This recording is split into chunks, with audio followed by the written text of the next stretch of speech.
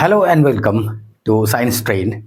और हम लोग पढ़ रहे हैं वर्क एनर्जी पावर, और उसके अगले लेक्चर में आपका स्वागत है।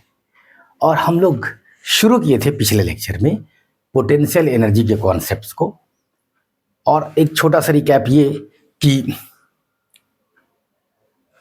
पोटेंशियल एनर्जी ऑलवेज डिफाइन होगा, ऑलवेज एसोसिएटेड होगा सिर्फ और सिर्फ कंजर्वेटिव फोर्सेस के साथ।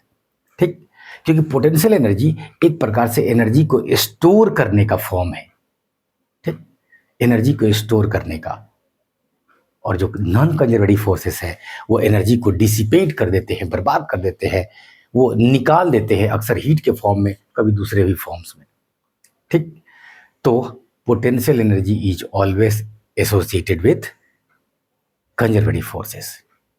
जैसा कंजर्वेटिव फोर्स होगा उसके आधार पर उसका एक नाम होगा। Gravitational potential energy, electric potential energy, magnetic potential energy, nuclear potential energy, likewise.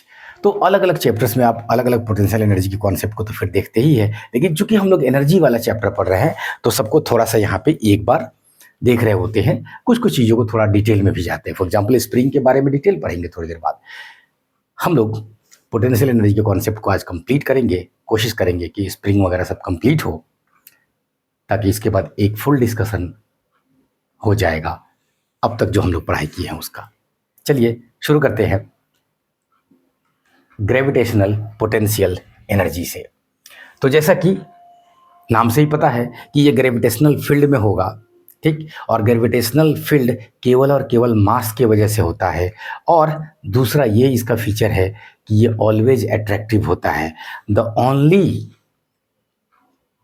Fundamental force in nature which is always attractive, never repulsive. बाकी सारे जो फंडामेंटल फोर्सेस है, electromagnetic, weak nuclear force, strong nuclear force, वो सब attractive as well as repulsive हो सकते हैं। ठीक, एनीवेज यहाँ पे अट्रैक्टिव है, इसलिए जब भी पोटेंशियल एनर्जी आता है तो निगेटिव ही आता है। आप अपने सहूलत के लिए मैग्नीट्यूड की बात कभी कर रहे होते हो तो सिर्फ आप लिख के निकल जाते हैं, उसका जो मैग्नीट्यूड है वो पॉजिटिव। तो ग्रेविटेशनल पोटेंशियल एनर्जी, जब ग्रेविटेशन चैप्टर आप पढ़ते हैं तो किसी पॉइंट मास की वजह से जो ग्रेविटेशनल पोटेंशियल एनर्जी आएगा, ठीक,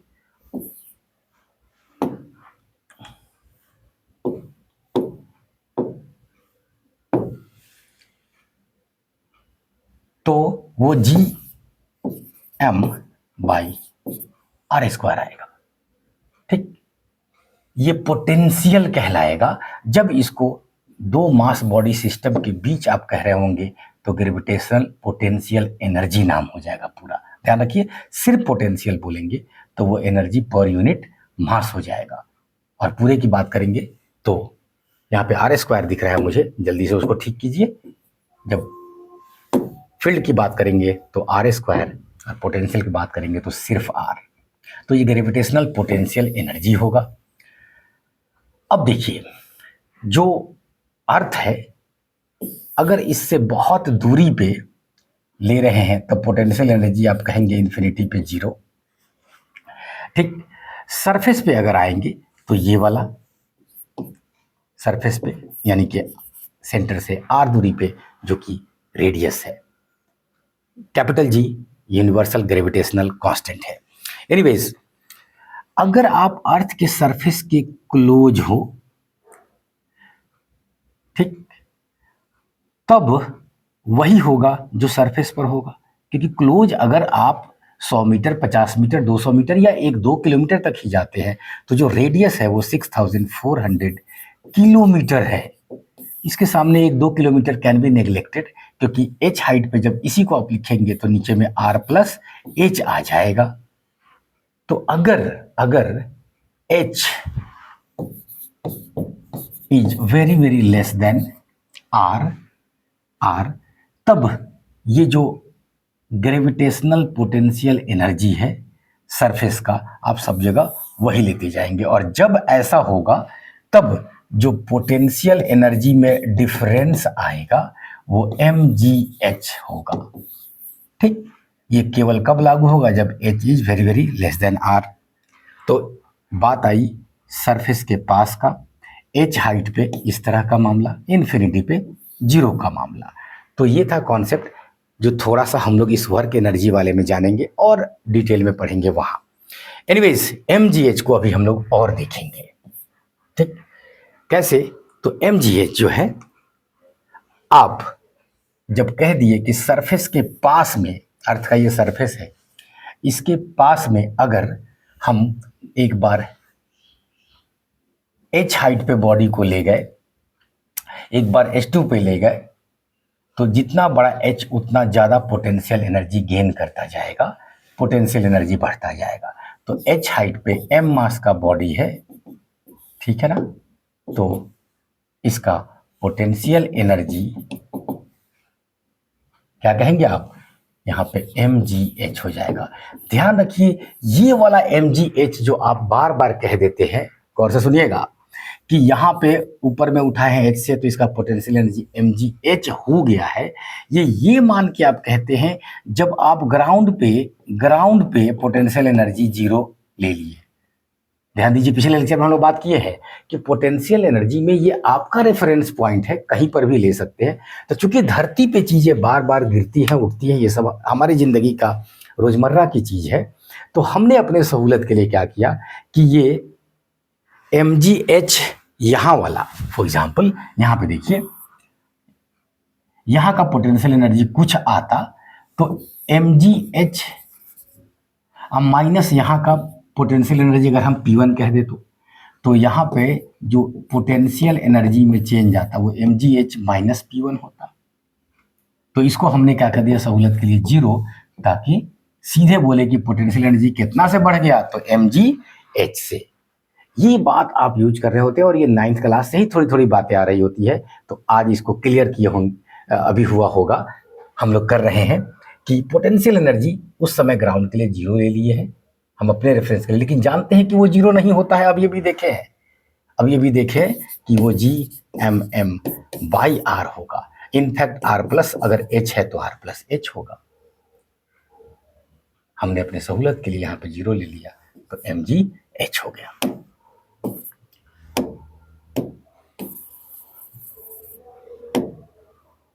ठीक, अब आइए हम जरा वर्क डन निकाले। अगर h हाइट तक किसी चीज को लिए हैं तो work done by gravitational force, कोई फोर्स ही वर्क करता है ना, तो बाय ग्रेविटेशनल फोर्स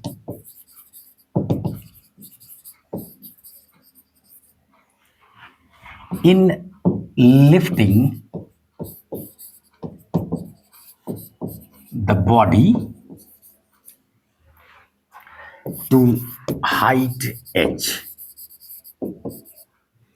तो आप कहेंगे कोई बॉडी को सरफेस से अगर m मास को इसको उठा के यहां तक हम लाए हैं, h हाइट तक ले गए हैं, और फोर्स तो mg लगता है नीचे, तो डिस्प्लेसमेंट है ऊपर कितना h, दोनों एक दूसरे का अपोजिट है, इसलिए वर्क डन नेगेटिव होगा। तो वर्क डन यहाँ पे ठीक है माइनस f इंटू एक्स, क्या है वो mgh। तो वर्क डन बाय ग्रेविटेशन आया, बाय द कंजर्वेटिव फोर्स आएगा, तो आपको देखना है, आप उठा के ले गए हैं तो आपको देखना है किसके द्वारा पॉजिटिव किसके द्वारा नेगेटिव। अगर फोर्स और डिस्प्लेसमेंट अपोजिट डायरेक्शन में है तो वर्क डन नेगेटिव, तो यहाँ बाय द अर्थ बोलेगा तो minus mgh, by the external force बोलेगा तो प्लस mgh, जो हमने काम किया, इसको उठाने का काम किया, ठीक है ना। तो ये जो mgh है इसकी कहानी फिर हम लोग आगे अभी लाएंगे जब वर्क एनर्जी थ्योरम की बात करेंगे, तो कि कैसे इसको यहाँ से हम ला के छोड़ दे, तो ये जो डिफरेंस फिर से एक बार आएगा नीचे पहुँचते समय, वो mgh का आएगा, यही एनर्जी का आएगा, और यही बदल जाएगा काइनेटिक एनर्जी में वर्क एनर्जी थ्योरम से। ठीक, तो अभी फिलहाल ग्रेविटेशनल पोटेंशियल एनर्जी में इतना ही। आगे बढ़ते हैं, क्वेश्चन 1-2 लिया जाए। पार्टिकल का मास दिया हुआ है 20 ग्राम और उसको वर्टिकली अपवर्ड फेंका गया विद स्पीड ऑफ 10 मीटर पर सेकेंड, ठीक है। शुरुआत में वेलोसिटी कितना है 10 मीटर पर सेकेंड, मास दिया हुआ है 20/1000 kg।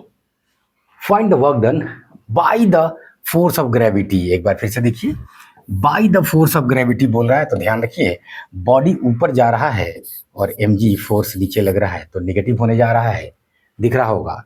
तो एनीवेज mg के साथ हमको h की ज़रूरत पड़ेगी, कितना हाइट तक ये गया है, ठीक, उसके आधार पे हम -mgh निकालेंगे, जो आएगा वो आंसर हो जाएगा। तो चलिए, find the work done by the force during the time of particle goes up, ये जाके ऊपर 0 हो जाएगा, वहां तक की बात कर रहा है, ठीक है ना। तो आप क्या कहेंगे, ठीक, v square is equal to u square minus, चूंकि नेगेटिव एक्सेलरेशन हो रहा है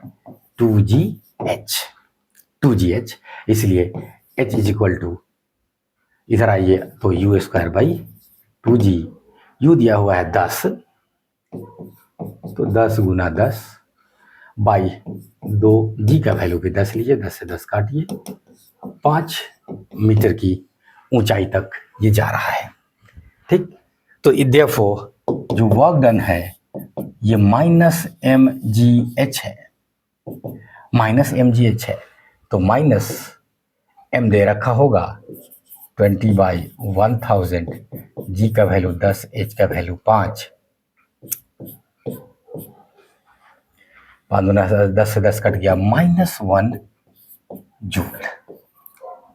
तो इस प्रकार से आपसे बाय द ग्रेविटेशन बोला है तो -1 जूल बोलेंगे, और बाय द अप्लाइड फोर्स अगर ऐसा कोई उठा के ले जा रहा होता, ठीक है ना, तब आप उसके द्वारा वर्क निकालते तो वो पॉजिटिव आता। एनीवेज ये अपनी वेलोसिटी से गया है, कोई उठा के नहीं ले गया है। तो आगे देखेंगे इसके पास जो काइनेटिक एनर्जी था, जितना यहाँ पे होगा उतना ही ऊपर जाके किस में बदल जाएगा, पोटेंशियल एनर्जी में, पोटेंशियल एनर्जी में। और जब एनर्जी के इस तरह की चीज़ों का, अभी तो हमने इक्वेशन ऑफ मोशन यूज करके सॉल्व किया इसको, लेकिन जब यही एनर्जी वर्क एनर्जी थ्योरम आप पढ़ते हैं तो ये सब काम आप कुछ नहीं कर रहे होते हैं। आप कहते हैं कि जो यहाँ पे हाफ mv स्क्वायर होगा, यहाँ पे mu स्क्वायर कह दे, यही जाके चूंकि पोटेंशियल एनर्जी में बदल जा रहा है, ठीक, तो तुरंत सीधे आप कहेंगे कि इतना बराबर है mgh, बात खत्म। और तब आप तुरंत m से m काटते हैं और h का वैल्यू पा लेते हैं u स्क्वायर बाई 2g, आया जो उधर आया। तो वर्क एनर्जी का जब इक्विवेलेंस आप देख रहे होते हैं चीज़ों का, तो ये काम आसान हो जाता है। एनीवेज यहाँ पे -1 जूल आंसर है। जल्दी जल्दी आगे बढ़ते हैं। एक बार फिर से एक क्वेश्चन है, देखिए, स्टोन ऑफ मास 0.4 kg ऊपर फेंका गया 10 मीटर पर सेकेंड से, पोटेंशियल एनर्जी बताइए आधे सेकंड के बाद। तो आधे सेकंड के बाद h निकाल लीजिए कितना है, ठीक है ना। 10 मीटर पर सेकंड से ऊपर फेंका गया है और वो आधे सेकंड का ही बात कर रहा है, वो फाइनल जाके जो रुकेगा उसकी बात नहीं कर रहा है।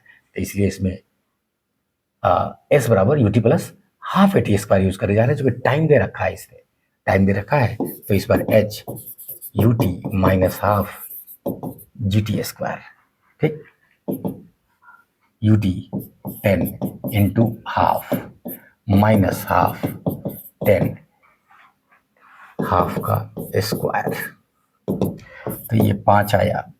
ये देखिए, हाँ, ये 1/4 हो जाएगा, ठीक।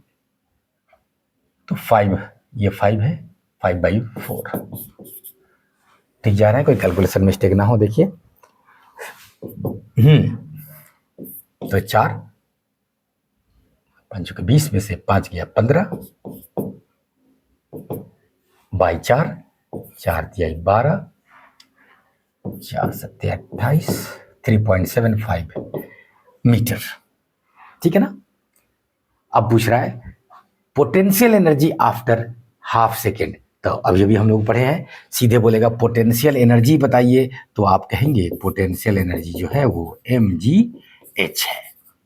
ये फॉर्मूला कब यूज करते हैं, जब h जो है very very less than radius of the earth होगा, ठीक। दूसरी बात ये कि सरफेस पे ही हम 0 मान लिए हैं, तो h हाइट पे mgh है, बात खत्म। तो आपकी रोजमर्रा की जिंदगी में ये बहुत अच्छा काम करता है कि सरफेस पे 0 तो h हाइट पे mgh, ठीक है।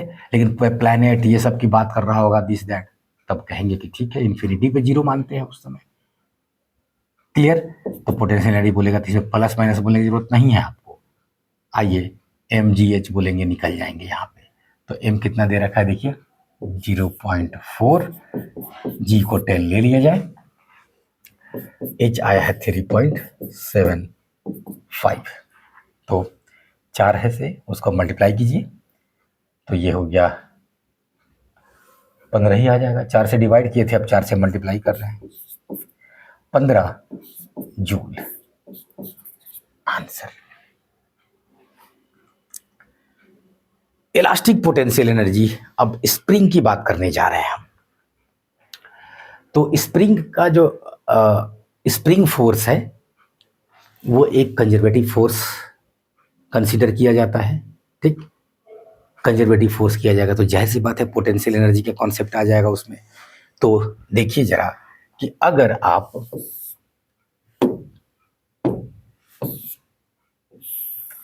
किसी सरफेस पे स्प्रिंग को एक जगह बांध दिए और एक फ्रिक्शनलेस सरफेस पे मास m है, इसको अगर हम आगे की तरफ फोर्स लगा के हम ले जाएं, ठीक, तो स्प्रिंग पीछे की तरफ जो फोर्स लगाएगा ये F माइनस के एक्स होगा। F इजकल टू माइनस के एक्स, वेयर के इज के क्या कहते हैं स्प्रिंग कांस्टेंट। Spring constant. तो अब देखिए स्प्रिंग एक जब नेचुरल लेंथ पे होगा, नेचुरल लेंथ मतलब अपना रिलैक्स्ड पोजीशन में होगा, तो इस मास को ना खींचेगा ना धकियाएगा, ठीक है ना। तो उस समय हम पोटेंशियल एनर्जी जीरो ले लेंगे। अब देखिए जैसे इसको आप अलग खींचना शुरू किए तो स्प्रिंग उसको वापस खींच रहा होगा, तो इस डिस्प्लेसमेंट राइट को स्प्रिंग द्वारा लगाया हुआ फोर्स लेफ्ट को, तो एक बार फिर से दिख रहा होगा आपको कि जो कंजर्वेटिव फोर्स है वो निगेटिव वर्क करने जा रहा है, निगेटिव वर्क करने जा रहा है। तो अगर आप एक्स डिस्प्लेसमेंट आगे किए हैं, ठीक, तो पोटेंशियल एनर्जी कितना होगा, तो आप कहेंगे वही जो इस कंजर्वेटिव फोर्स द्वारा वर्क डन होगा, वर्क डन होगा। तो work done by the spring हम लोग देखने जा रहे हैं, work done by the spring. तो और आपको पहले ही लग रहा होगा कि वो निगेटिव होने जा रहा है, तो work done by the spring, spring force by the spring या बाय स्प्रिंग फोर्स, ठीक है ना। तो वो इधर पीछे की तरफ खींच रहा था, तो इसलिए आप कहेंगे वर्क डन जो होगा ये एफ डॉट डी एक्स कर दीजिए, चूंकि वेरिएबल फोर्स है, धीरे धीरे जैसे एक्स चेंज हो रहा है वो खुद चेंज होने वाला है, तो इसलिए ये कर देंगे, आप इंटीग्रेट कर देंगे। आपके मन में आ सकता है कि सर यहाँ पे माइनस पहले ले लीजिए, बाय द स्प्रिंग है तो ध्यान दीजिए बाय द स्प्रिंग चूंकि उल्टा होने जा रहा है कंजर्वेटिव फोर्स से, तो वो निगेटिव आने जा रहा है, लेकिन चूंकि फोर्स में ऑलरेडी आप माइनस यहाँ पे दिखा चुके हैं, तो दो बार माइनस कर दीजिए, मत कर दीजिए, नहीं तो माइनस माइनस प्लस हो जाएगा, इसलिए 0 to x, बात खत्म। और सिंपल मैथमेटिक्स से यूज कीजिए ना, f इज इक्वल टू, तो आप माइनस के एक्स लिखने ही जा रहे हैं, 0 to x, यहाँ पे माइनस के एक्स डी एक्स, माइनस के बाहर ले लीजिए, एक्स डी एक्स का इंटीग्रेशन एक्स स्क्वायर बाई 2 आएगा, तो ये माइनस हाफ के एक्स स्क्वायर। ये वर्क डन ये बाय द स्प्रिंग है, बाय द स्प्रिंग है, और यही किस फॉर्म में चला जाएगा, potential energy of the spring. तो जब आपसे पूछेगा स्प्रिंग में कितना पोटेंशियल एनर्जी है, तब आप कहेंगे हाफ के एक्स स्क्वायर, ठीक, और पूछेगा कि स्प्रिंग ने काम कितना किया, तब माइनस की भाषा में बोलिएगा, ठीक है ना। This is stored as potential energy of spring, spring mass system. अब जानते हैं पोटेंशियल एनर्जी अकेला किसी का नहीं होगा, स्प्रिंग मास सिस्टम, ये मामला। अब यहाँ पे एक दो बातें खास, stored as potential energy system, और ये कितना हो जाएगा, तो उसमें माइनस नहीं बोलेंगे, सीधे हाफ के एक्स स्क्वायर बोलेंगे। तो अब ध्यान रखिए कि पोटेंशियल एनर्जी हाफ के एक्स स्क्वायर मिल गया। इस पे जो ध्यान देने वाली बात हो ये कि एक बार फिर से स्क्वायर की बात हो गई, तो आप जानते हैं कि आगे ले जाने के बाद छोड़ेंगे तो फिर ये पीछे आएगा, फिर से नेचुरल लेंथ पे आएगा, उसको मीन पोजीशन नाम देते हैं हम लोग, और फिर पीछे की तरफ जाके इसको कंप्रेस करने लगेगा, फिर जाके कहीं रुक जाएगा, फिर वापस लौटेगा। तो फिर जब वापस लौटेगा तो नेचुरल लेंथ पे ये वाला पोटेंशियल एनर्जी बदल जाएगा, किस में? काइनेटिक एनर्जी में। चलता हुआ आप पहुंचेगा वहाँ आप, और अपने मोमेंटम की वजह से, अपने काइनेटिक एनर्जी की वजह से अब वहाँ नहीं रुकेगा और आगे तक चला जाएगा।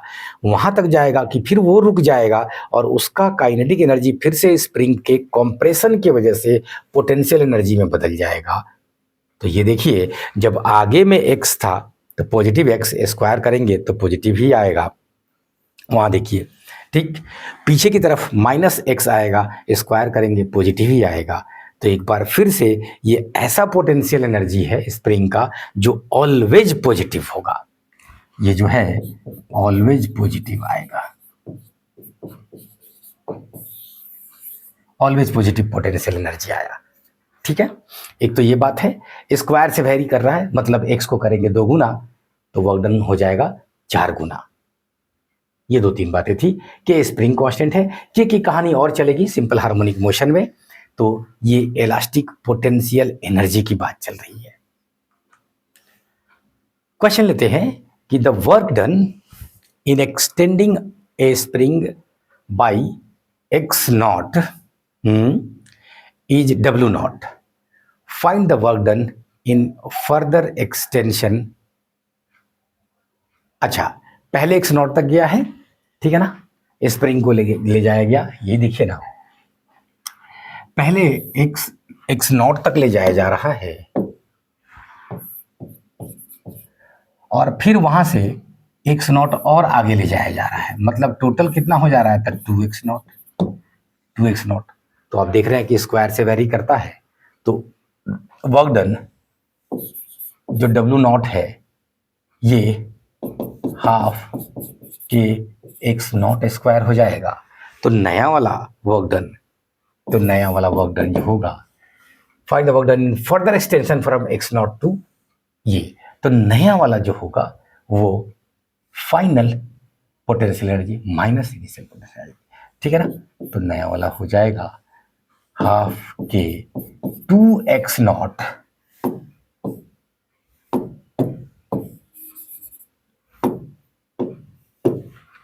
के 2x नॉट का स्क्वायर माइनस हाफ के x नॉट का स्क्वायर। दिख रहा है?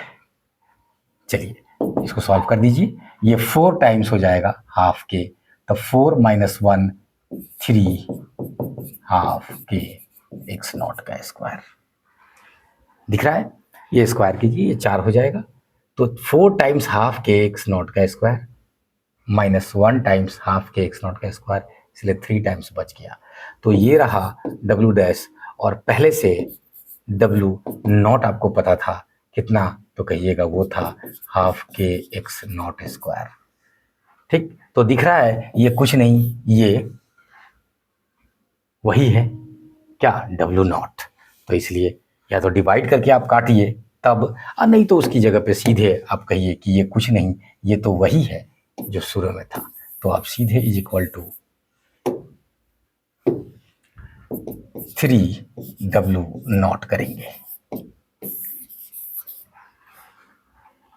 ठीक है ना।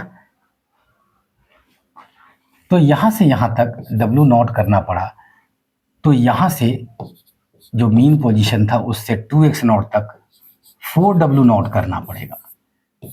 ठीक, ये पूरे में 4W नेट, तो ये शुरू वाले में W नॉट, तो बच गया था कितना, तो 3W नॉट। ऐसे भी देखना सीखिए ऑब्जेक्टिव क्वेश्चन बनाने में, इस तरह से अपना जोड़ घटा गुना भाग करते रहिए। स्प्रिंग का एक और क्वेश्चन लेते हैं। Consider a block connected to a light spring. हाँ बढ़िया, आप लोग भी स्प्रिंग क्वेश्चन दे रखा है। The block is displaced by applying a constant force. ध्यान रखिए, यहाँ पे हम लोग जो कुछ देर पहले ड्राइव कर रहे थे इन चीज़ों को, तो ध्यान रखिए यहाँ पे इसको हम लोग ग्रेजुअली ले जा रहे थे, धीरे धीरे ले जा रहे थे।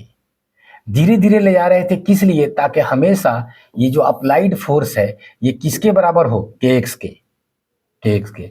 इसलिए जो ये वर्क किया वो स्प्रिंग द्वारा माइनस में वो बराबरी आएगा दोनों का, ध्यान रखिए, ठीक है ना। ये फोर्स वेरिएबल फोर्स है क्योंकि kx वेरिएबल है, ठीक।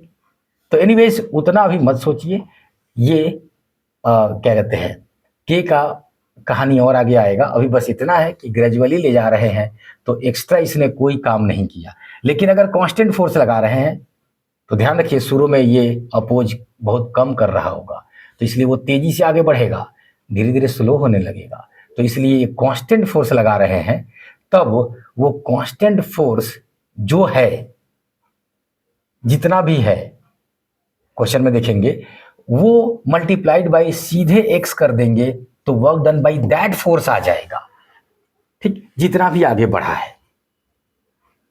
ध्यान रखिएगा। अब ग्रेजुअली ले जा रहे हैं तो उसका भी यही हाफ के एक्स स्क्वायर आएगा, क्योंकि उसको भी आप कहेंगे जो एफ है डॉट डी एक्स से बनाएंगे और कहेंगे एफ वेरिएबल होगा क्योंकि स्प्रिंग फोर्स और वो दोनों बैलेंस करके बढ़ रहा है आगे, बैलेंस करके बढ़ रहा है आगे, मतलब धीरे धीरे बढ़ रहा है।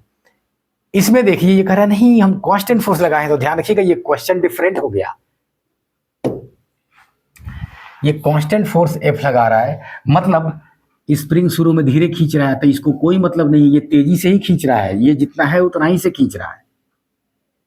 तो ये अब कितना है हम लोग जानना चाहेंगे। तो देखिए आगे ऐसा कुछ लिखा होगा कि block is displaced by applying a constant force F which gives zero resultant force when spring is stretched by 10 centimetre. अब स्प्रिंग अगर 10 सेंटीमीटर आगे स्ट्रेच हो जा रहा है तो वहां पे ये वाला फोर्स और ये वाला फोर्स दोनों एक दूसरे को बराबर कर दे रहा है, तब वो हम बता देंगे कितना है। तब हम बता देंगे उस समय कि एफ जो है उसका मैग्नीट्यूड के एक्स होगा, के का वैल्यू 100 है, एक्स का वैल्यू कितना दे रहा है 10 सेंटीमीटर यानी कि 0.1 मीटर, इसका मतलब 10 न्यूटन। ये हमको पता चल गया कि ये जो कांस्टेंट फोर्स है ये 10 न्यूटन का है, ठीक है ना। और डिस्प्लेसमेंट कितना हुआ है तो 10 सेंटीमीटर। तो वर्क डन, अब अभी पूछ क्या रहा है वो बाद के देखते हैं। ये वर्क डन जरा देखिए उस फोर्स के द्वारा, मैं ये आपको समझा रहा था, क्योंकि वो कांस्टेंट फोर्स आ गया तो वो कैलकुलस में नहीं जाएगा, वो सीधे फोर्स इनटू डिस्प्लेसमेंट में जाएगा। तो work done by applied force, applied constant force, एक बार फिर से लिख दें, और कांस्टेंट फोर्स है तो आप जानते हैं force into displacement F into x, ठीक। तो एफ कितना आया 10 न्यूटन, एक्स कितना है 0.1, इसलिए 1 जूल। और ये पॉजिटिव आएगा, इसमें कोई शक नहीं है, ये 1 जूल है, पॉजिटिव है, जिधर फोर्स लगाए हैं उधर ही गया है, बहुत बढ़िया। चलिए अब तो देख लिया जाए कि ये क्या पूछ रहे हैं। Work done by the spring force, पहले क्वेश्चन में ये पूछ रहे हैं स्प्रिंग फोर्स ने जो काम किया, तो ध्यान रखिएगा स्प्रिंग फोर्स पीछे की तरफ काम कर रहा होगा, पीछे की तरफ, और पीछे की तरफ वो काम करेगा तो वो के एक्स वाला रूल फॉलो करेगा, एक्स अलग तो फोर्स अलग उसका, ठीक है ना। तो उसके द्वारा काम किया हुआ कितना होगा एक्स डिस्टेंस में, तो वो अभी अभी निकाले हैं, वो माइनस में होगा। तो उसी को फिर से लिख दे इसके पहले सॉल्यूशन में कि जो वर्क डन बाय स्प्रिंग जो होगा ये -12 के एक्स स्क्वायर होगा, ठीक है ना, -12 के का वैल्यू 100, एक्स स्क्वायर का वैल्यू 0.1 का स्क्वायर, मतलब 1/10 का स्क्वायर, 10 सेट का स्क्वायर करेंगे तो 100 आएगा, 100 से 100 कट जाएगा, ये हाफ ही रहा बाकी, मतलब -0.5 जूल ये स्प्रिंग ने काम किया। आप देख रहे होंगे यहाँ पे स्प्रिंग द्वारा काम किए हुआ कार्य का मैग्नीट्यूड अलग आया, 0.5 जूल आया, और बाहरी फोर्स द्वारा लगाए हुए कार्य का मैग्नीट्यूड अलग आया, 1 जूल आया।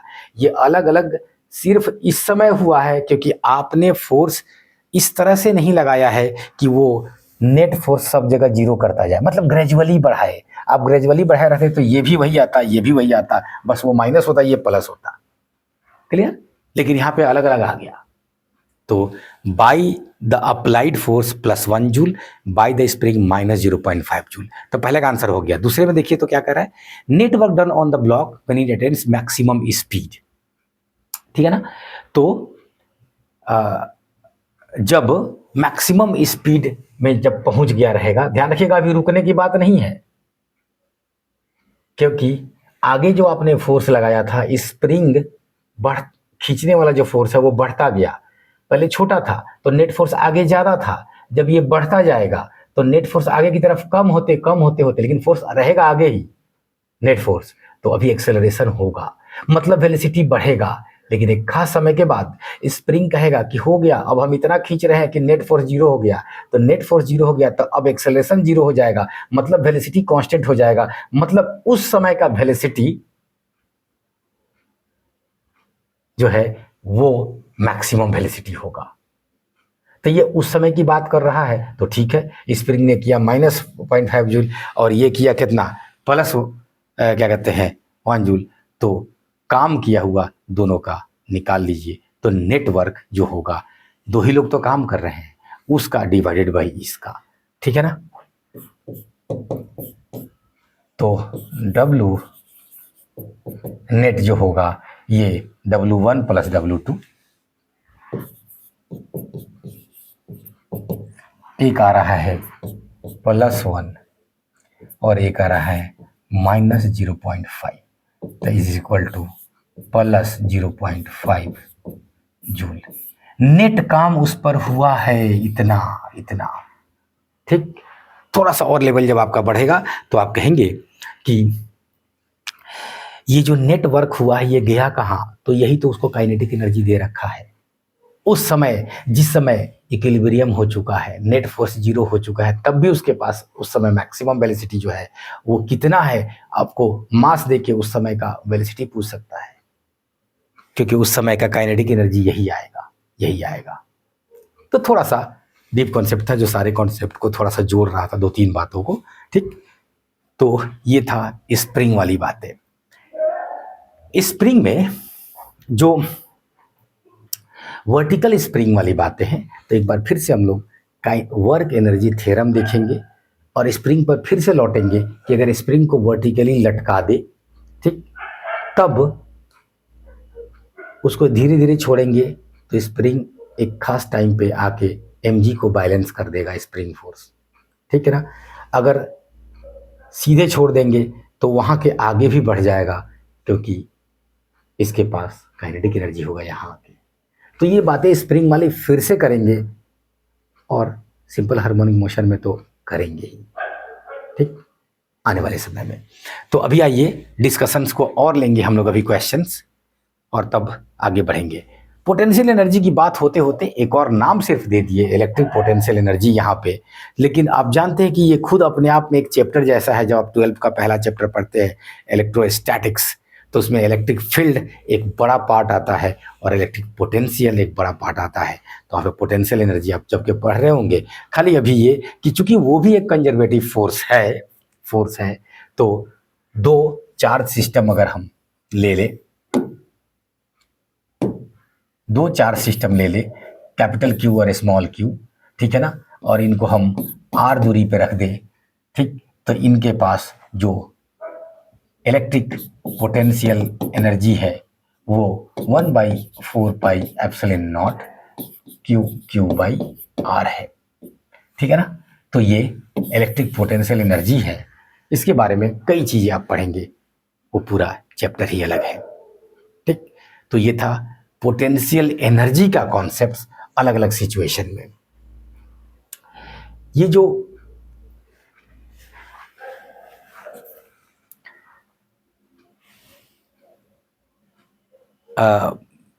पोटेंशियल एनर्जी का देखिए मैंने रिलेशन लिखा, इससे आप निकाल सकते हैं। थोड़ी देर पहले ग्रेविटेशनल फील्ड में भी लिखा, वो भी निकाल सकते हैं। लेकिन न्यूक्लियर पोटेंशियल एनर्जी अगर आपको बोला जाए तो एनसीईआरटी के ग्राफ देखिएगा, तो उसमें सिंपली आपको ये ग्राफ मिलेगा, ठीक, कि पोटेंशियल एनर्जी मिनिमम एक जगह पे है, फिर बढ़ने लगा, ठीक। तो पोटेंशियल एनर्जी और डिस्टेंस के बीच ये ग्राफ मिलेगा। अभी ये सिर्फ रिलेशन देख के हम लोग ग्राफ बनाने में कामयाब हुए हैं, अभी फॉर्मूला बनाना बाकी है, जिस दिन बनाएंगे नोबेल प्राइज तय है। तो पोटेंशियल एनर्जी एसोसिएटेड है कंजर्वेटिव फील्ड के साथ। अब आगे बढ़ते हुए हम लोग जोड़ेंगे और समराइज करेंगे जो ये बात हम लोग बार बार कह रहे हैं कि वर्क डन बाय जो कंजर्वेटिव फील्ड है, ठीक है ना, वर्क डन बाय जो कंजर्वेटिव फील्ड है ये चेंज इन पोटेंशियल एनर्जी के बराबर हो रहा है निगेटिव साइन के साथ।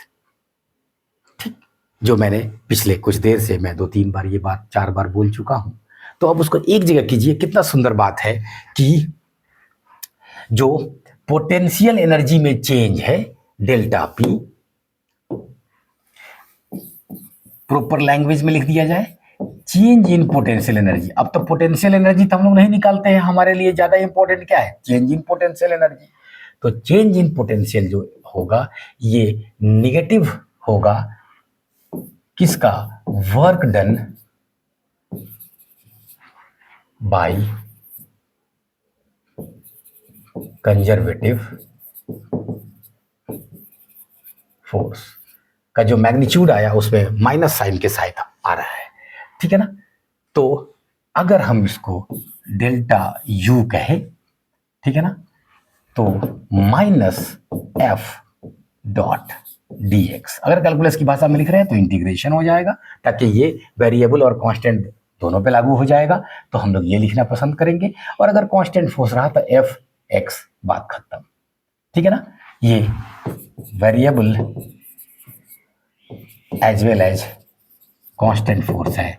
और अगर वही delta U change in potential energy को यू से दिखाए तो माइनस एफ एक्स, बात खत्म। लेकिन ये केवल किसके लिए होगा, जब फोर्स कांस्टेंट है तो, कांस्टेंट है तो ध्यान रखिए ये वाला एक काम का चीज मिला आपको जो बहुत सारे क्वेश्चन सॉल्व करने में हेल्प करेगा कि इसके अलग अलग फॉर्म्स। तो कहेंगे U final minus U initial, यही ना चेंज है, is equal to minus F dot D X, F dot D X. ये जो पोटेंशियल एनर्जी में चेंज देख रहे हैं ये वर्क डन हुआ है किस एक्सिस में, एक्स एक्सिस में। तो क्या यही चीज वाई में नहीं हो सकता है, बिल्कुल हो सकता है, F dot D Y, F dot D Z, D Z. तो ये जो मिला इसके 3 फॉर्म में, तीनों एक्सिस में लिख सकते हैं। एक तो ये बात है, दूसरा ये कि अब कई बार पोटेंशियल एनर्जी में चेंज देके आपको फोर्स पूछ रहा होगा, तो बड़ा सुंदर बात है, आप उसको उधर ले जाइए और तब आप कहेंगे कि फोर्स कितना होगा, तो minus delta U by delta R दिख रहा होगा। और कैलकुलस की भाषा में minus d u by D R, ठीक। फोर्स एक्स डायरेक्शन में, एक्स यहां सबस्क्रिप्ट के तौर पे लीजिए,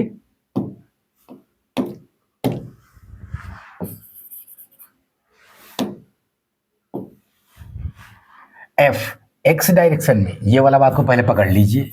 और ये बहुत इंपॉर्टेंट चीज है, ध्यान रखिए, क्वेश्चन सॉल्व करते समय काफी हेल्प करेगा ये दोनों चीज आपको, ठीक है ना। और उसी को एक्स वाई जेड में हम लिखना चाहेंगे ताकि आपको और उससे जान पहचान बढ़े। तो आप कहेंगे कि अगर एफ एक्स डायरेक्शन वाला ले रहे हैं तो minus d u by d x, तो likewise f y like y f z minus d u by d y minus d u by d z. काम की चीजें ये, मतलब ये कि पार्शियली ये सब में डिफ्रेंशिएट किया जा सकता है तीनों एक्सिस में। तो कई बार इसे डी को वो स्मॉल डेल्टा से दिखा रहे होते हैं, ठीक, पार्शियल डिफरेंशिएशन दिखाने के लिए। तो हम लोगों ने आज देखा पोटेंशियल एनर्जी के कॉन्सेप्ट को। पोटेंशियल एनर्जी जो है अगर कंजर्वेटिव फोर्स द्वारा देखना है, ठीक है ना, तो वो वर्क डन जो मैग्नीट्यूड होगा निकाल के निगेटिव लगा देंगे, बाय द कंजर्वेटिव फील्ड आ जाएगा, ठीक है ना।